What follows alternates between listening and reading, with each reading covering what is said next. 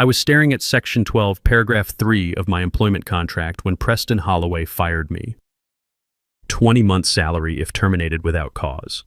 That's $380,000 he just handed me because he was too arrogant to read the fine print.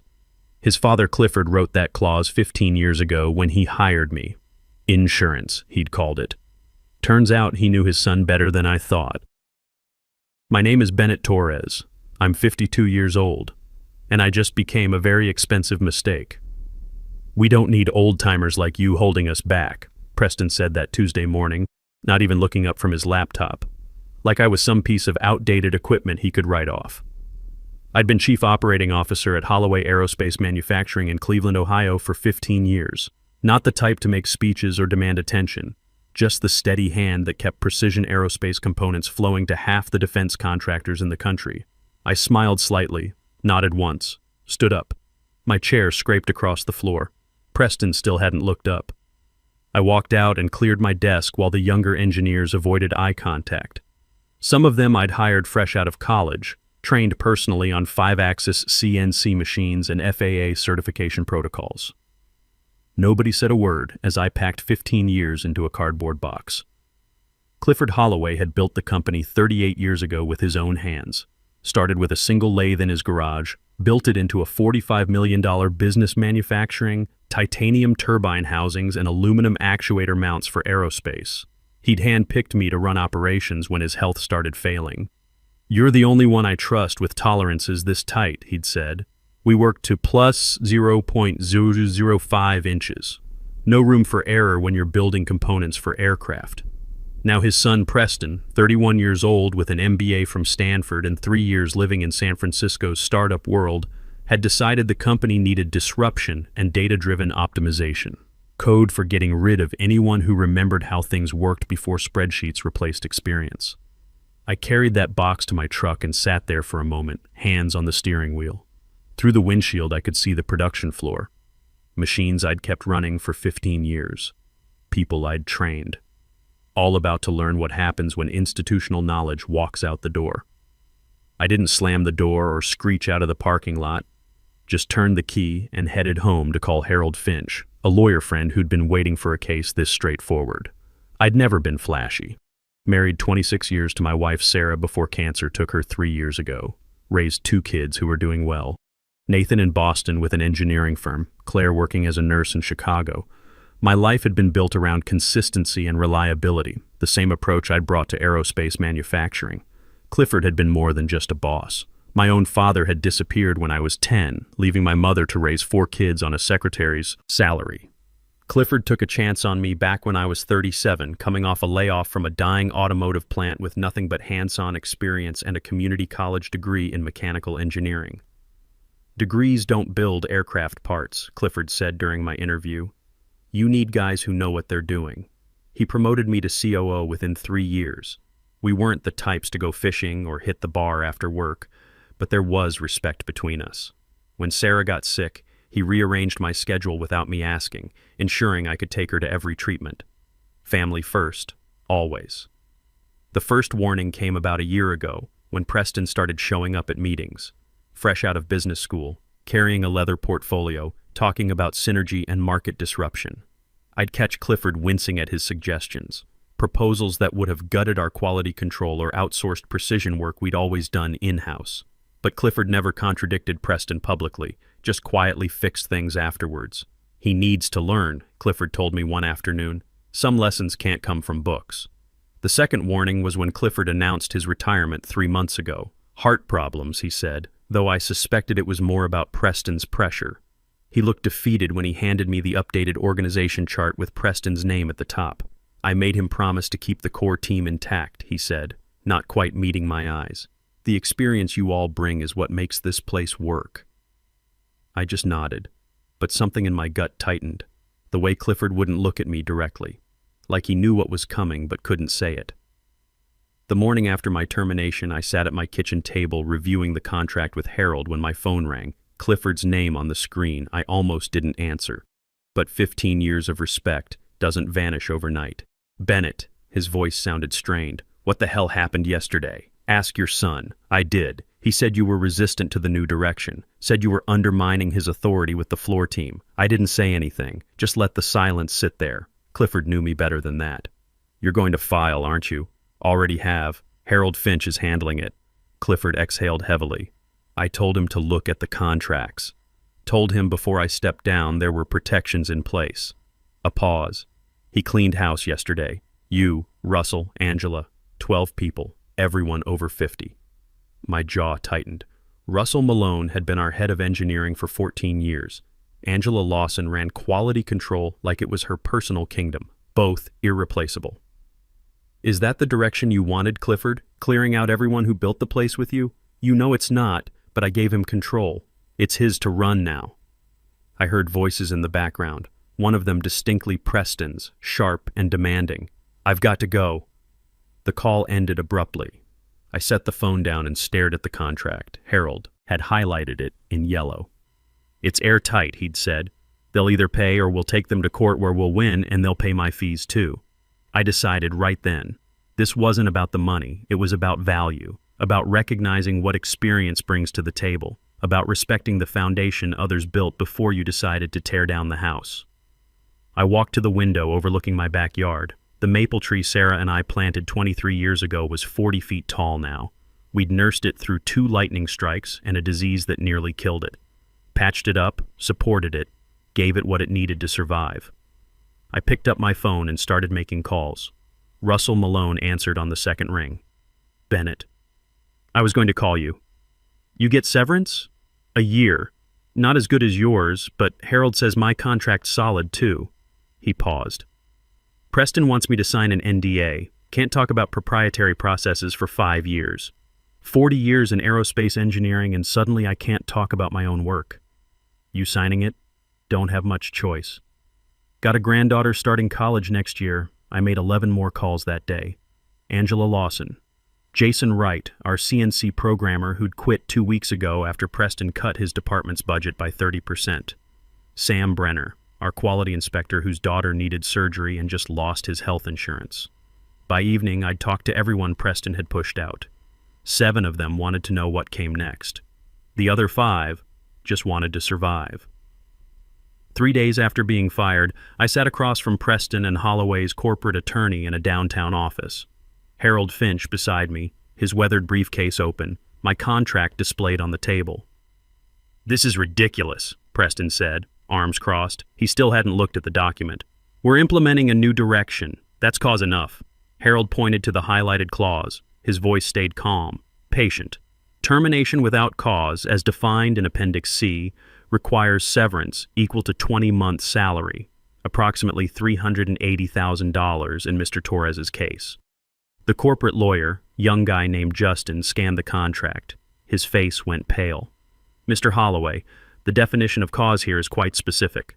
Performance issues, ethical violations, criminal acts. He was resistant to change, Preston interrupted. That's insubordination. Where's the documentation? Harold asked. Written warnings? Performance improvement plans? Appendix C requires a documented pattern, not a single instance.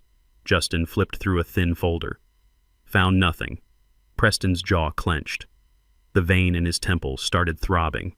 Fine. We'll pay him a few months' severance and move on. 20 months, Harold corrected. As stipulated. That's insane. We'll offer 6 months. Take it or leave it. I stayed silent, watching him. In that moment, he reminded me of his father, the same stubborn jaw. But Clifford's stubbornness had built something. Preston's seemed aimed at tearing down. Harold closed his briefcase. Then we'll proceed with legal action. Discovery should be fun. We'll ask why you fired 12 employees over 50 on the same day. Why none of them had documentation. Why? Before you make threats, Preston cut him off. Looking at me now, you should know we're prepared to fight this. You'll be tied up in court for years. I've got time. And we'll make it known throughout the industry that you're difficult.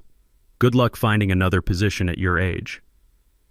That's when Clifford appeared in the doorway. I hadn't seen him since his retirement party. He looked thinner, grayer, but his eyes were still sharp. Preston. A word. We're in the middle of something, Dad. Now. Wasn't asking. They stepped outside. Through the glass wall I could see them arguing. Clifford gestured emphatically. Preston shook his head, crossed his arms, then uncrossed them. His shoulders slumped. When they came back, Preston wouldn't look at me.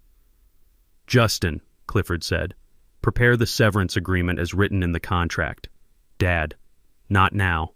Clifford turned to me. "I apologize, Bennett. This isn't how I wanted things to end." I nodded once. As Harold and I stood to leave, Preston stepped in front of me. "This isn't over.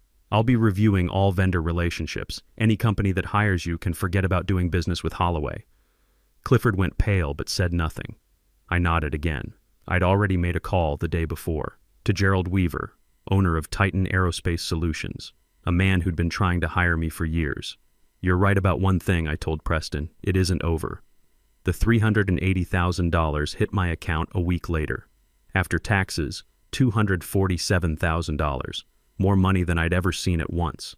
I should have felt vindicated. Instead, I just felt tired. That same afternoon, I met Russell at a diner halfway between our homes, 3 p.m. on a Wednesday. Just us and 2 truckers at the counter. Russell stirred his coffee without drinking it. "What's your play here, Bennett?" I slid a business card across the table. "Gerald Weaver, Titan Aerospace Solutions. He's looking for a consultant, someone who understands precision hydraulics, no NDA required." Russell stared at the card. "Holloway would sue me. Not if you're advising on general industry standards. Nothing proprietary about that." He pocketed the card slowly. "This isn't like you." Stirring the pot, I leaned forward. "I'm partnering with Gerald. He's bringing me in to head up a new division. Specialized aerospace components. Small batch, high-margin custom work. The stuff Preston thinks is a waste of time." Russell's eyebrows went up. "The custom work Clifford always said was our future, and Preston's killing it to focus on mass production.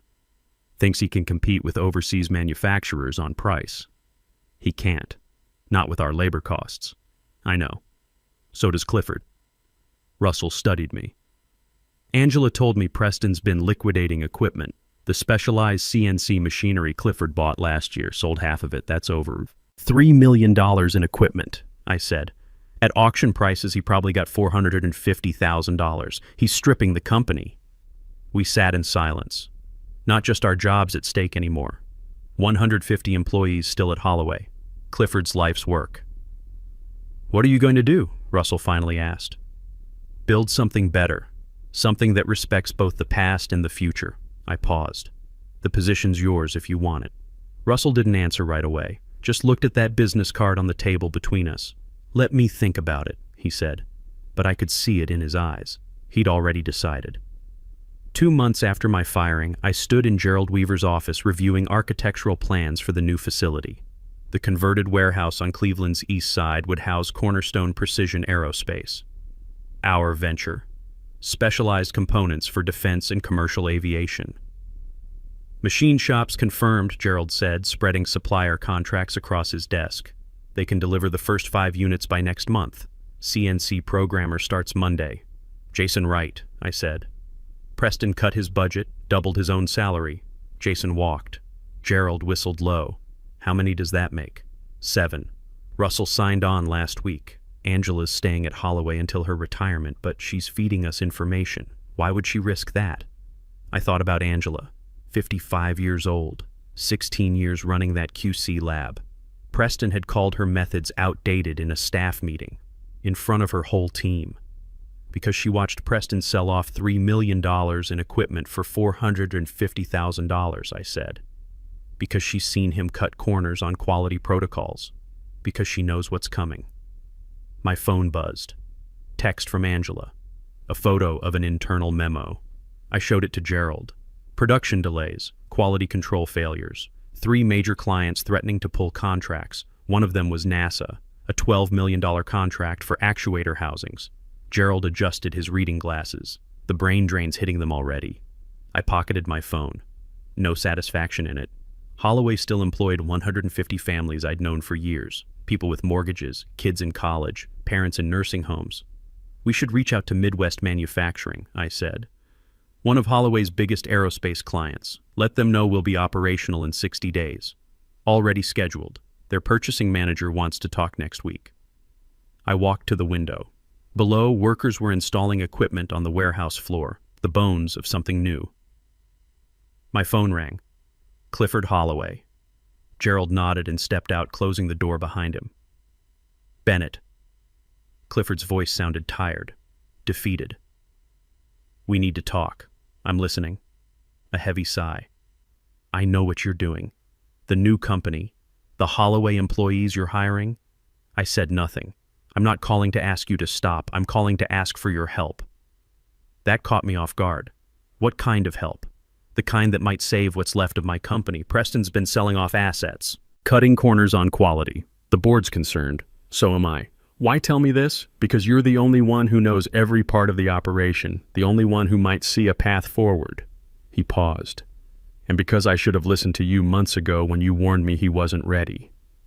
I closed my eyes, thought about all those years working alongside Clifford, building something we were both proud of, something that employed hundreds of people who trusted us to make good decisions. What exactly are you asking, Clifford? Come to my house tonight, 7 p.m. Bring Russell if he's willing. The board wants to meet, to discuss options. Options? Including a change in leadership. I looked down at the warehouse floor, at our small operation, at the future I'd been building from the ashes. I'll be there, but I'm not promising anything. Fair enough. Relief in his voice. And Bennett? Thank you for still taking my calls. That evening, Russell and I drove to Clifford's house in the suburbs, a sprawling ranch on 2 acres. I'd been there twice before, once for a company barbecue, once when Sarah was sick and Clifford's wife brought over meals for a week. Clifford met us at the door. 3 board members sat in his living room. I recognized 2 of them. Helen Petrov, former VP of a major defense contractor. Michael Torres, no relation, who'd made his money in aerospace logistics. Bennett, Russell, Clifford gestured to the couch. Thank you for coming. Helen spoke first. We'll be direct. Preston's leadership is failing. Revenue's down 23% in 3 months. We've lost 2 major contracts. NASA's threatening to pull out. Quality issues are piling up.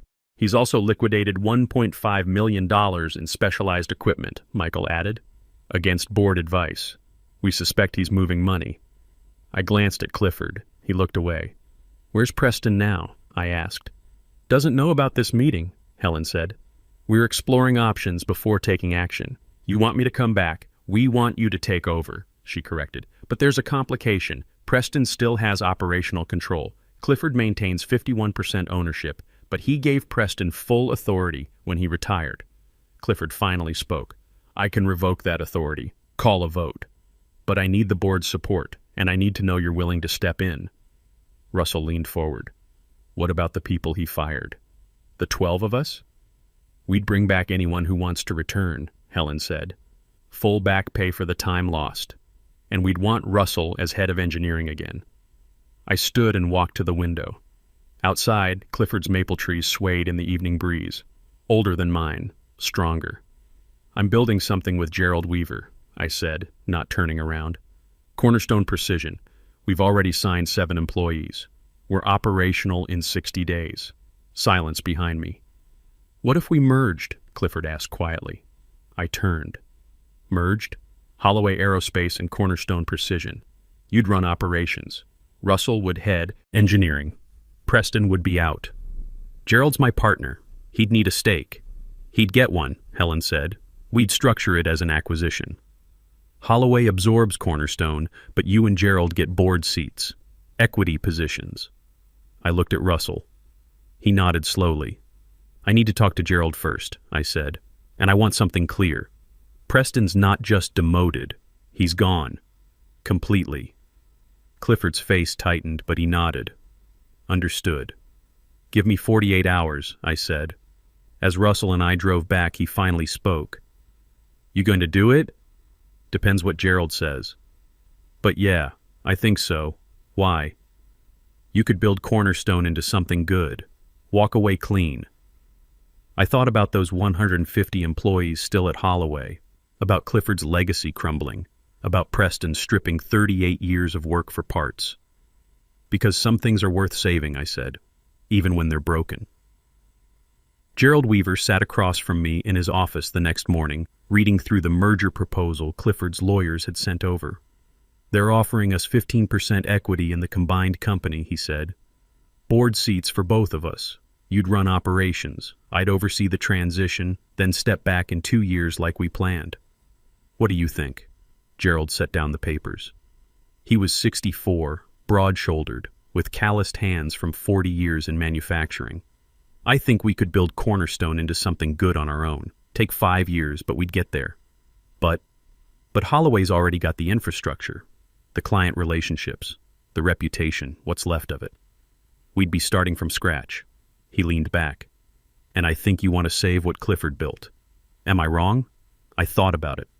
About Preston dismantling 38 years of work.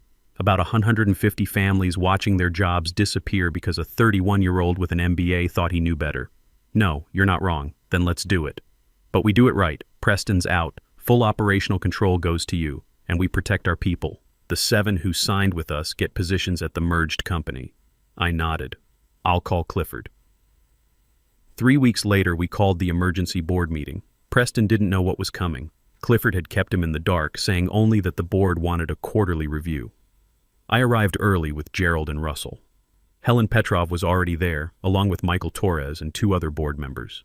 Clifford sat at the head of the table, looking older than I'd ever seen him. Preston walked in at 9 a.m. sharp, carrying his laptop and a leather portfolio. He stopped when he saw me. "What's he doing here?" "Sit down, Preston," Clifford said quietly. "I'm not sitting through a meeting with someone we fired for." "Sit down." Preston sat. His jaw was tight. That vein in his temple started pulsing. Helen began.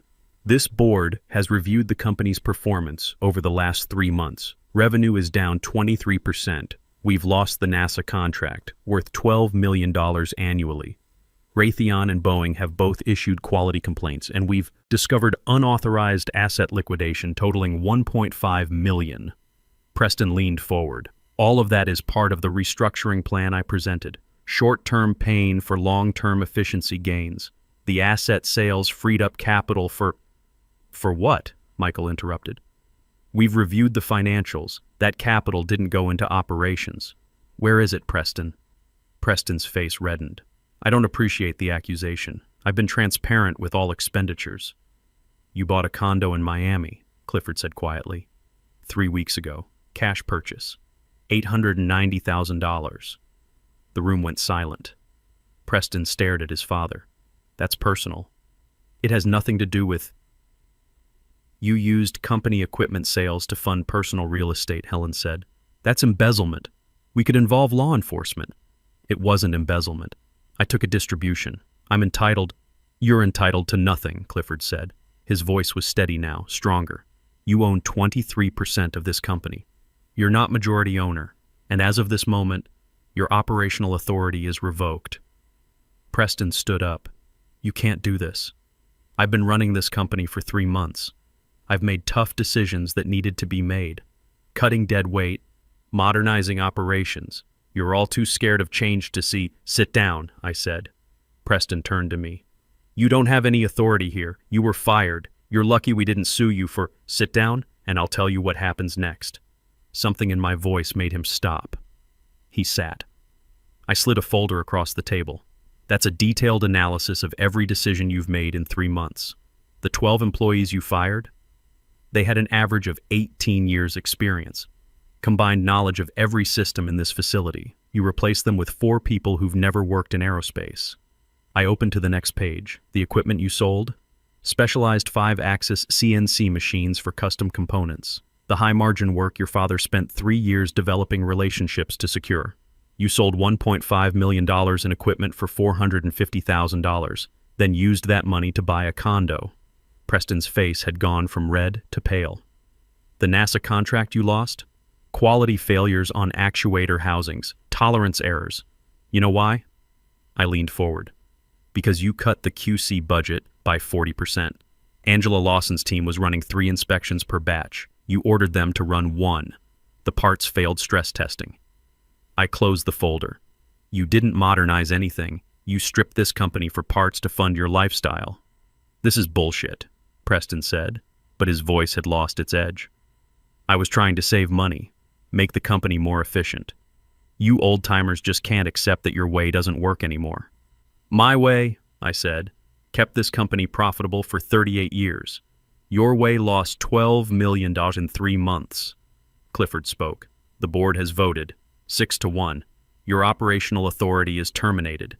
Bennett Torres will take over as COO, effective immediately. Gerald Weaver joins the board as part of a merger with Cornerstone Precision Aerospace. You'll retain your 23% ownership, but you have no management role. You can't do this. Preston looked at his father. Dad, this is our company, our family legacy. You're going to hand it over to him? I'm saving what's left of it, Clifford said. I gave you a chance. You weren't ready. Maybe someday you will be. But not now. Preston stood slowly. Fine. Keep your dying company. I'll start my own. Take clients with me. We'll see who's right. You're welcome to try, I said, but you'll need to compete on merit, not your father's reputation. Preston grabbed his laptop and walked out. The door slammed behind him. The room stayed quiet for a moment. Then Helen spoke. We'll announce the merger tomorrow. Bennett, we need you to start immediately. There's a lot of damage to undo. I nodded. Russell comes back as head of engineering. Angela stays as QC director, and the other 10 people Preston fired get their jobs back if they want them. Agreed, Clifford said. Over the next 6 months, we rebuilt. Russell brought back 8 of the 10 fired employees. Jason Wright returned to run the CNC programming department. Angela's QC team went back to 3 inspections per batch. Quality failures dropped to almost 0. Gerald and I recovered 3 of the specialized CNC machines Preston had sold, bought them back at a premium, but worth it. We landed 2 new defense contracts, won back the NASA contract after 4 months of proving our quality standards. Preston tried to start a competing firm. It lasted 7 months before he ran out of money. No investors wanted to back him after word got out about the Miami condo and the equipment sales. 18 months after the merger, I stood on the production floor watching a young engineer I'd hired mill a titanium turbine housing. Tolerance held at plus 0.003 inches, better than our old standard. Clifford joined me on the observation platform, leaning on his cane. His health hadn't improved much, but his spirits had. Watching the company thrive again had been good for him. Quarterly numbers came in, he said, handing me a report. Best in 5 years. Revenue up 41%. 3 new patents filed. Employee retention at 94%. I scanned the figures. We'd come a long way. Preston called yesterday, Clifford said quietly. I raised an eyebrow. From Miami, his startup failed. He's broke, asked if I'd invest in another venture. What did you tell him? Told him to come back to Cleveland, start at the bottom, learn the business the right way, work the shop floor for 2 years, then we'd talk about management. And? Clifford smiled slightly. He hung up on me. But he called back this morning, asked if the offer still stood. Below us, the production floor hummed with activity. Machines running, people working, the rhythm of a company that knew what it was doing. You going to let him back? I asked. If he's serious, if he's willing to actually learn. Clifford paused. I built this company for him, I wanted to leave him something that would last. Instead, I nearly destroyed it by giving him something he hadn't earned. Some men need a longer runway, I said. Clifford nodded. Maybe he'll land eventually, but he's got to do the work first. We stood in comfortable silence, watching the company we'd both helped build continue to grow. Some lessons are expensive, but the ones that stick, the ones that change how we see the world, those are always worth the price. My phone buzzed. Text from Nathan, my son in Boston. Dad, my company's hiring a new COO. Told them to call you for advice on what to look for. Hope that's okay. I smiled and typed back, more than okay. Tell them experience matters. Every time.